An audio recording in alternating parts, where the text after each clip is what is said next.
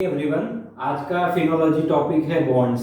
Bonds को समझने से पहले उसका जो ट्रेडिशनल वे है एफडी, उसको समझते हैं।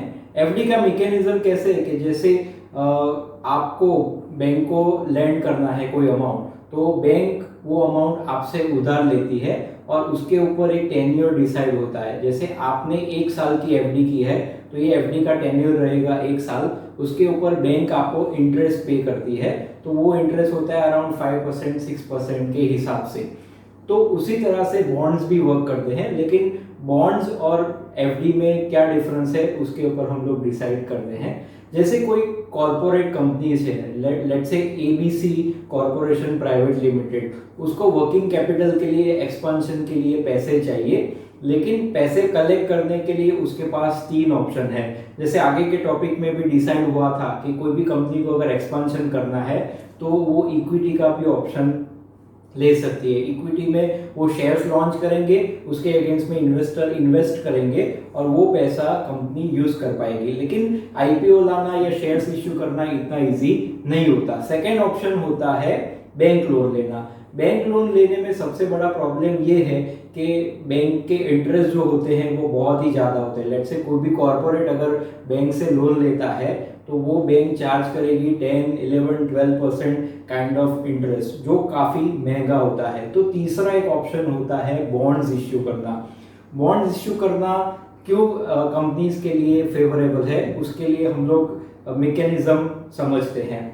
पहली चीज़, इन्वेस्टर अगर बैंक को पैसा देता है तो बैंक फिर वो पैसा लैंड करती है कोई कॉर्पोरेट्स को या कंपनीज को। जैसे बैंक ने इन्वेस्टर को दिया 5% 6% और वही पैसा अगर वो लोन के तौर पे कॉर्पोरेट्स को देती है तो उसका इंटरेस्ट होता है अराउंड 11 to 12%। मतलब यहाँ पे बैंक जो कमीशन चार्ज करती है या तो बैंक की जो प्रॉफिटेबिलिटी होती है वो इंटरेस्ट मार्जिन के तौर पे 4 से 5% का इंटरेस्ट मार्जिन होता है, जो बैंक की प्रॉफिटेबिलिटी कहलाती है। तो कोई भी कॉर्पोरेट यही चाहेगा कि अगर मैं डायरेक्टली इन्वेस्टर से ही पैसे कलेक्ट करता हूं तो बैंक का बीच का जो कमीशन है वो खत्म हो गया।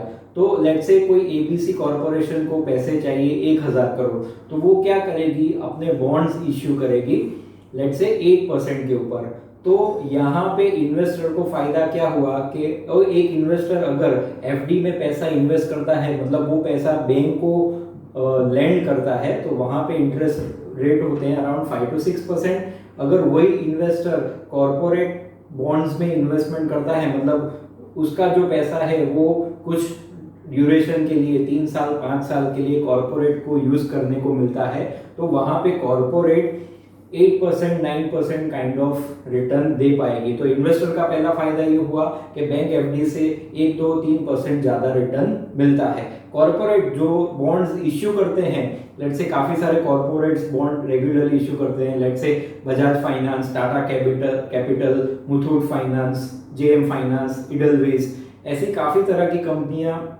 रेगुलरली बॉन्ड्स इश्यू करते हैं। तो कॉर्पोरेट को फायदा ये हुआ कि अगर 1000 करोड़ लोन लेते हैं तो उस पर इंटरेस्ट लगेगा 10, 11, 12%। वही पैसा अगर बॉन्ड इश्यू करके कलेक्ट करते हैं तो कॉर्पोरेट को वो पैसा मिलेगा अराउंड 8-9% के आसपास। तो बैंक का जो लोन है उससे 2-3% सस्ता पड़ता है बॉन्ड इश्यू करना। तो यहाँ पे दोनों साइड विन विन सिचुएशन रहती है। तो मेजरली कौन बॉन्ड इश्यू करता है, तो सबसे बड़ा जो बॉन्ड इश्यूर होता है इट इज गवर्नमेंट। कोई भी कंट्री की गवर्नमेंट को वर्किंग कैपिटल के लिए पैसे चाहिए, तो जैसे इंडिया में आरबीआई है या गवर्नमेंट ऑफ इंडिया है या स्टेट गवर्नमेंट है, वो रेगुलरली बॉन्ड्स इश्यू करते हैं। तो कोई भी बॉन्ड में कौन कौन से पॉइंट्स कंसिडर होते हैं, तो पहला पॉइंट होता है बॉन्ड की मैच्योरिटी। जैसे 5 साल की किसी बॉन्ड की मैच्योरिटी है, तो उसका मतलब ये हुआ कि अगर आप 10,000, 50,000, 1 लाख का इन्वेस्टमेंट करते हैं तो 5 साल के लिए आपका पैसा लॉक इन में रहेगा और 5 साल के बाद जो भी जिससे भी पैसा आपने लैंड किया है उसको वो पैसा फिर से इन्वेस्टर को लौटाना पड़ेगा, जिसको बोलते हैं टेन्योर। दूसरी चीज होती है coupon rate. Coupon rate is similar to interest rate. मतलब अगर आप कोई बॉन्ड में इन्वेस्टमेंट करते हो तो वहां पे आप कंपनी से कितना इंटरेस्ट रिसीव करते हो on annual quarterly basis kind of, तो वो होता है कूपन रेट, जिसको बॉन्ड की टर्मिनोलॉजी में कूपन रेट बोला जाता है। और तीसरा पॉइंट होता है मिनिमम इन्वेस्टमेंट वैल्यू। जनरली जो भी बॉन्ड्स होते हैं वहाँ पे 10,000, 50,000, 1 लाख जितनी मिनिमम इन्वेस्टमेंट वैल्यू होती है। तो जनरली ऐसा माना जाता है कि भाई इसका मतलब तो यही हुआ कि बैंक एफडी से बॉन्ड में इन्वेस्टमेंट करना ज़्यादा बेहतर है, लेकिन कुछ प्रॉब्लम बॉन्ड में भी आ सकते हैं। तो सबसे पहला जो रिस्क है, टोटल 3 तरह के रिस्क होते हैं बॉन्ड में इन्वेस्टमेंट करने के। तो सबसे पहला रिस्क होता है डिफॉल्ट रिस्क। डिफॉल्ट रिस्क को हम लोग समझते हैं इस तरह से कि अगर आप बैंक को पैसे लैंड करते हो तो बैंक की रिस्पॉन्सिबिलिटी होती है उस पैसे को एफिशिएंटली मैनेज करने की, आगे लोन देने की। लेकिन अगर कोई कंपनी को डायरेक्टली आप लोन के तौर पे बॉन्ड खरीदते हो और अगर आगे जाके 3 साल 5 साल के बाद कोई कंपनी में प्रॉब्लम आता है तो वहां पे रीपेमेंट के इश्यू आ सकते हैं।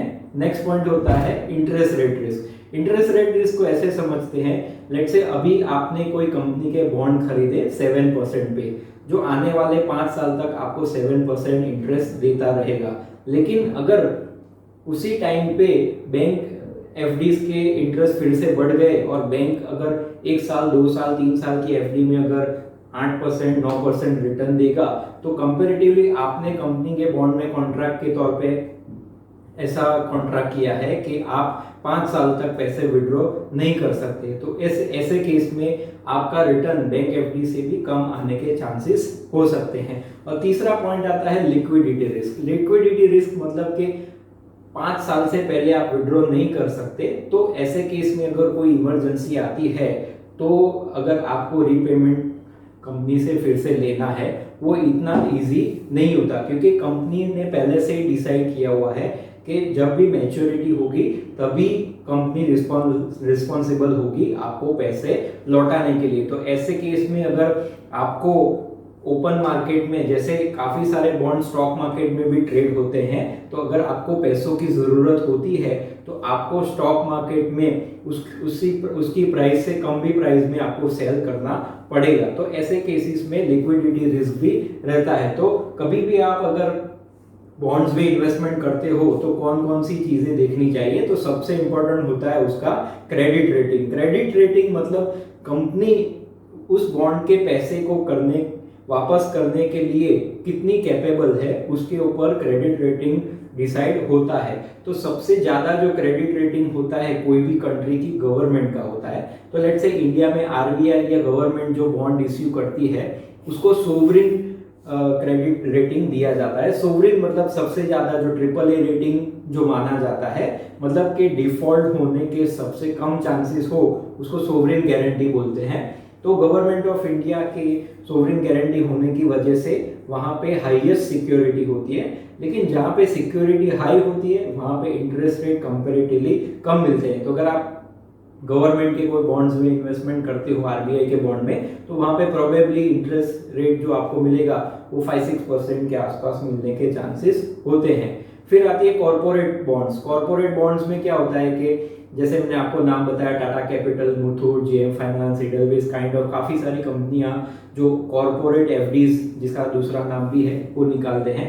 वहां पे AA+ AA kind of rating होता है जो गवर्नमेंट से थोड़ा सब स्टैंडर्ड होता है। बट ऑब्वियस है कि ये इस तरह की जो प्राइवेट कंपनीज होती है वहां पे थोड़ा बहुत बिजनेस रिस्क होता है, तो उसके हिसाब से उनके रेटिंग भी कम होते हैं। फिर आता है ए या ऐसी कोई कैटेगरी के जिसको रिस्की बॉन्ड बोला जाता है।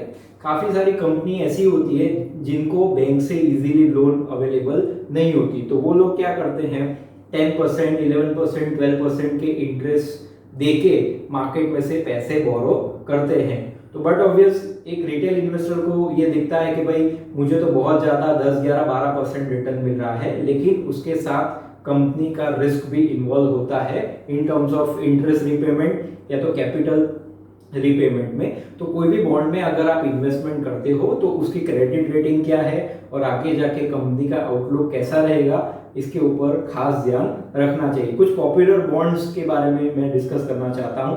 तो सबसे पॉपुलर जो बॉन्ड है वो लॉन्ग टर्म कैपिटल गेन के बॉन्ड है जो सेक्शन 54 EC के तहत मिलते हैं। उस बॉन्ड का कहाँ पे यूज होता है, तो लेट्स से आपने कोई प्रॉपर्टी बाई की थी कुछ सालों पहले 20 लाख रुपए में, अभी आप प्रॉपर्टी सेल कर रहे हो 1 करोड़ रुपए में, तो बट ऑब्वियस है कि आपको 80 लाख का जो कैपिटल गेन हुआ उसके ऊपर टैक्स पे करना पड़ेगा। तो अगर आप वो टैक्स सेव करना चाहते हैं तो सेक्शन 54 EC के तहत आपको अप टू 50 लाख का कैपिटल गेन का रिबेट मिल सकता है। मतलब कि अगर आपने 10, 15, 20 लाख रुपए के सेक्शन 54 जो NHAI national highway authority of India और REC रूरल इलेक्ट्रिफिकेशन कॉर्पोरेशन, ये दो कंपनी के बॉन्ड आप परचेज करते हो तो वहां पे आपको कैपिटल गेन का बेनिफिट मिलेगा। मतलब कि अगर आपने 10 लाख के बॉन्ड लिए तो 10 लाख रुपए कैपिटल गेन में से माइनस हो जाएंगे, तो आपको उतनी अमाउंट पे टैक्स पे करना नहीं पड़ेगा। तो वो एक पॉपुलर बॉन्ड है जिसमें लॉक इन होता है 5 इयर्स का और इंटरेस्ट उसमें मिलता है 5% पर एनम। उसके अलावा टैक्स फ्री बॉन्ड भी आते हैं। काफ़ी सारे लोगों को अगर ज़्यादा इनकम टैक्स पे करना पड़ता है तो वो लोग ऐसे बॉन्ड तलाशते हैं कि उन पे कैपिटल टैक्सेशन ना लगे, तो टैक्स फ्री बॉन्ड भी काफ़ी पॉपुलर है। उसके अलावा NCDs भी आती है। NCDs मतलब कि स्टॉक मार्केट में जितनी भी लिस्टेड कंपनियां हैं उनको अगर बोरोइंग चाहिए बीच बीच में एक्सपांशन के लिए, तो वो NCD मतलब नॉन कन्वर्टिबल डिबेंचर अलॉट करती हैं, जहां पे आप इन्वेस्टमेंट करके 7%, 8% काइंड ऑफ रिटर्न अर्न कर सकते हो।